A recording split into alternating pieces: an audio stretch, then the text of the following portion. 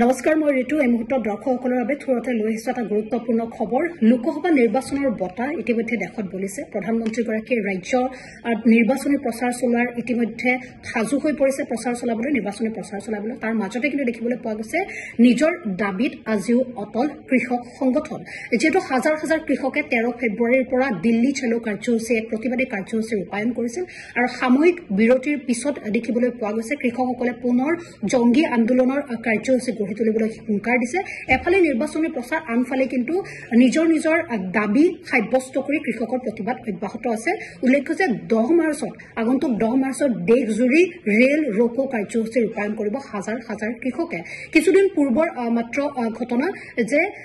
5 বাৰ বৈঠক হৈছে কেন্দ্ৰীয় নেতৃত্বৰ সৈতে প্ৰতিবাদী কৃষকসকলৰ তাৰ পিছতো কিন্তু কৃষকসকল আৰু কেন্দ্ৰীয় নেতৃত্বৰ মাজত বুজাবুজি হোৱা নাই আৰু এজন কৃষকৰ ইতিমধ্যে আন্দোলনত মৃত্যু হৈছে নিৰাপত্তাৰক্ষীৰ মৃত্যু হৈছে গতিকে সাময়িক বিৰতিৰ পিছত পুনৰ কৃষকসকল সাজু হৈছে আৰু 10 মাৰ্চত ৰেল ৰকো কাৰ্যসূচী ৰূপায়ণ কৰিব হাজাৰ হাজাৰ প্ৰতিবাদী কৃষকে